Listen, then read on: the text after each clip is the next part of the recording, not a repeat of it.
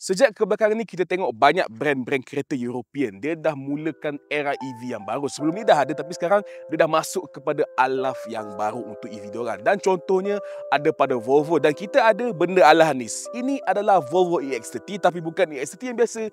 Ini adalah EX30 Ultra Twin Performance, iaitu variant yang paling power, paling laju dan paling handsome dalam banyak-banyak EV Volvo kalau saya. Jadi untuk video hari ni kita tengok apa yang best tentang EV kecil Cik Mat Molek ini.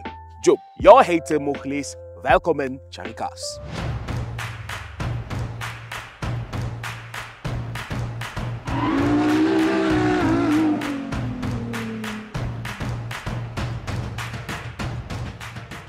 Okey, dari segi reka bentuk sekali tengok Volvo EX30 dia nampak macam Volvo EX90 yang besar kedabat tapi versi yang dikecilkan. Sebab apa? Walaupun lebih kurang sama, dekat depan kita ada grill dia macam tak ada grill sangat tapi anda adalah logo Volvo Iron Mark ni. Dan kat bawah ni dia ada lower bumper intake dia macam agak besar jugalah untuk bagi angin masuk. Tapi of course kereta Volvo dia kena ada lampu Thor hammer, so tukul Thor ni.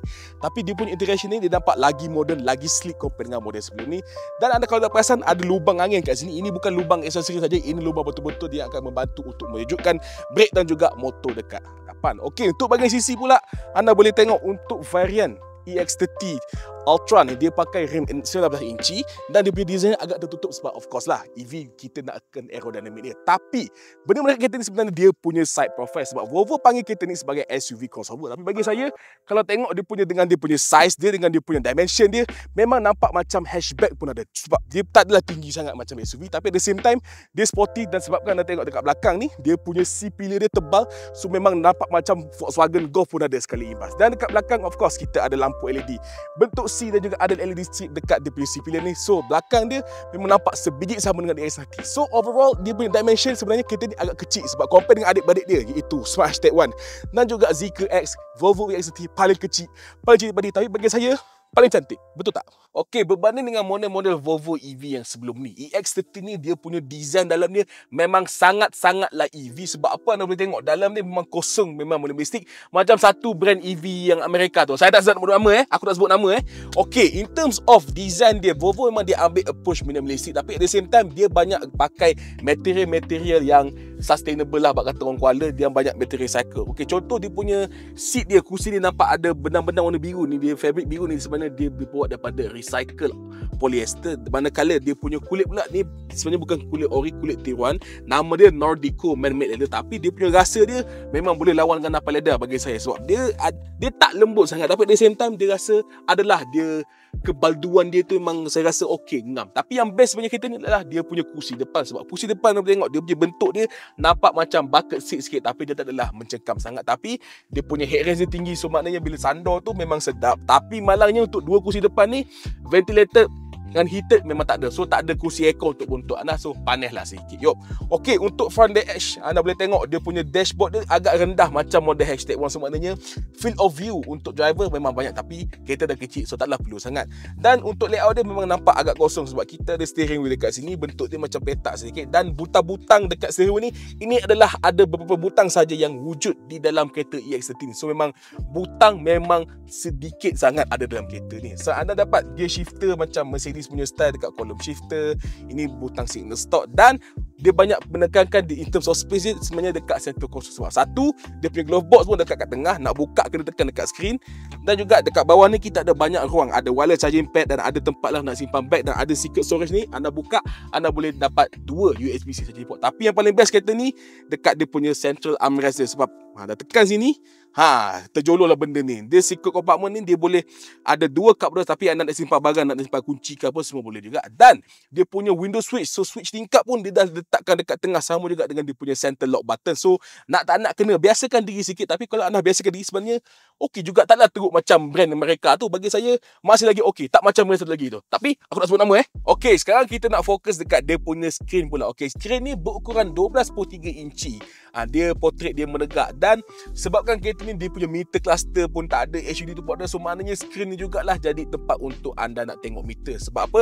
Dekat tengah ni akan nampak dekat bahagian atas ni nampak ini memang dedicated untuk meter cluster, mana ada gear indicator, ada tengok ada seat ke apa, dan nampak dia punya range dan mileage and everything, even battery percentage. Dan kalau saya masukkan gear, anda boleh tengok dia pasal ni, dan dia dah ada speedometer kat sini. So maknanya dia punya meter cluster, speedometer dia letak kat bahagian atas. Dan untuk the rest atau bahagian bawah ni, ini adalah special dengan kereta Volvo. Volvo sebelum ni dia dah banyak collab dengan Google, tapi untuk EX30 latest ni dia dah pakai Google built-in software yang latest. Dan jujur saya cakap, infotainment system ni adalah one of the best, if not the best, yang saya dah try dalam banyak-banyak kereta. Sebab Google so sebagai pengguna Android saya rasa kereta ni memang tak perlu Android Auto. Sebab bila anda dah log in kan Google account anda dekat sini, so ni dah kira macam handphone anda lah. Hebat, bukan sahaja ni, seluruh kereta ni ibaratkan macam device Android anda sendiri. Sebab anda boleh tengok built-in app banyak, kita ada Google Maps dan sebagainya. Kalau nak download lagi, boleh buka je Play Store. Sudah macam pakai handphone. Tengok ada Prime Video yang dia ada video streaming app. So sekini saya dah installkan YouTube. So nak layan YouTube pun boleh, tapi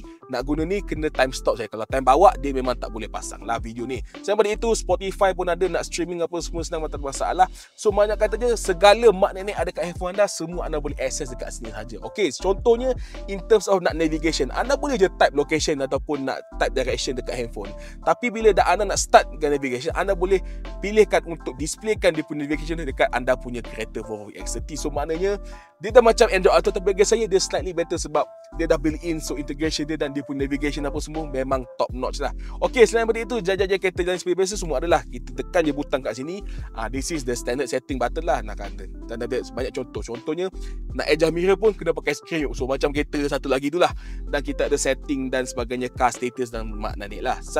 Dan menurut Volvo, saya dah cakap dengan dia punya Volvo UX Head of Design, macam dia semasa dia launch kereta ni, dia cakap memang dia banyak dengar komplain orang tak suka main sikit, tapi dia nak tolongkan kita biasakan sikit. Dia dah letakkan frequently use function. So maknanya benda-benda yang kita suruh dia letak kat bawah ni, shortcut. So maknanya contoh nak buka terang, nak buka glove box, nak tekan kamera 360 apa semua, dia dah letak cantik butang. Sama juga untuk climate control. So aircon, tekan je kat sini, terus dia akan pop up kan menu untuk aircon. So maknanya walaupun kena still pakai kaki, tapi at least ada dah sedikit shortcut untuk anda biasakan diri. Tapi bagi saya honestly still time memandu still agak susah, tapi lama-lama anda terpakai dalam sebulan dua, insya-Allah dah biasakan diri. Oh, sebelum saya lupa, Android Auto memang tak ada, tapi Apple CarPlay untuk pengguna Apple CarPlay wireless masih ada. Dan paling penting kereta ni, dia punya sound system, dia pakai Harman Kardon 9 speaker, sound dia memang smooth.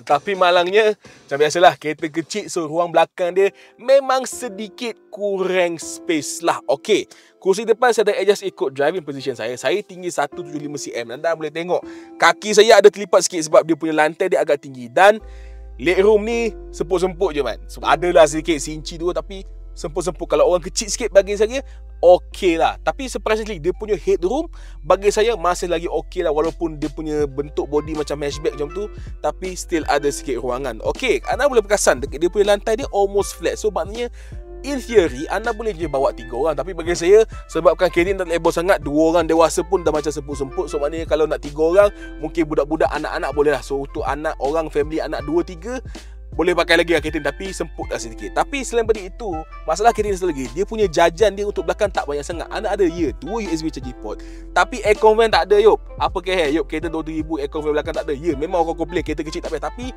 kalau ada tak ke bagus, sejuklah sikit hati orang sini. Dah lah sempit, takkanlah tak ada aircon pula. Okey, selain daripada itu, instead of aircon, dia letak benda dah ni. Dia adalah storage compartment, so anda nak simpan cendol ke, nak sorok-sorok makanan dekat sini, boleh, tak ada masalah sebab dia masuk ke dalam sini. So memang orang tak perasan. So overall, standard lah, kereta kecil, belakang pun kecil, tapi tak adalah sesempit macam kancil ke apa. Masih lagi okey untuk 3 orang kanak-kanak ataupun 2 orang dewasa.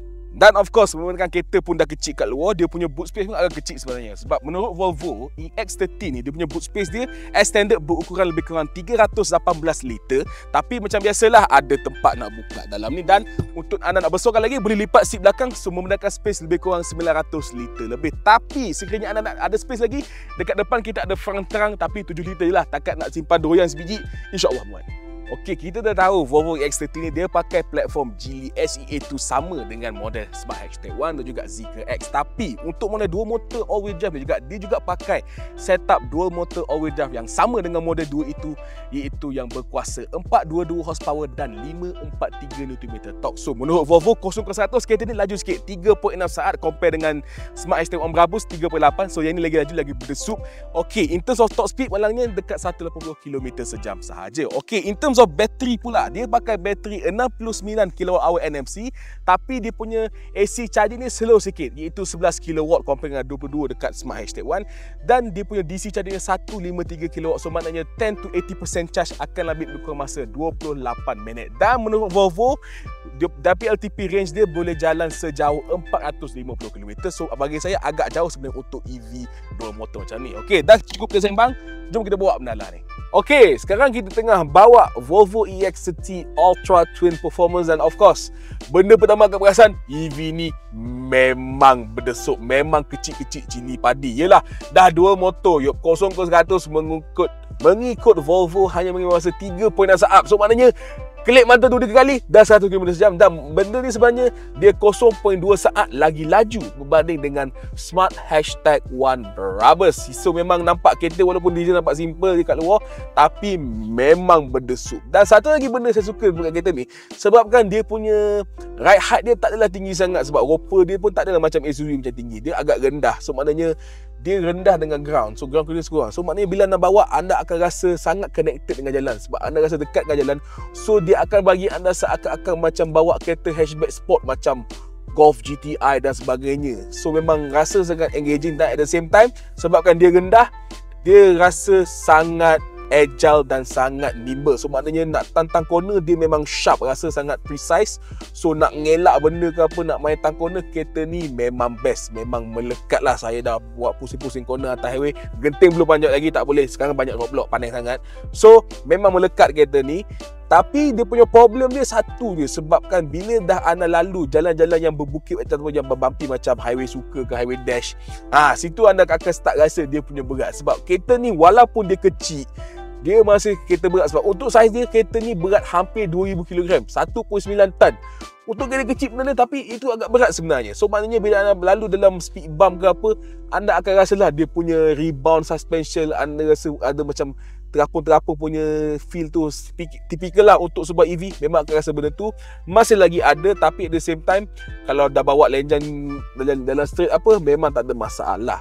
Okay, so as a result kan dia punya suspension dia agak melantun sikit. So maknanya passenger comfort dia tak best sangat lah. So mungkin kalau anda bawa orang kereta ni, dia akan komplain, dah lah space sempit, kereta pula pening nak naik melantun-lantun macam tu.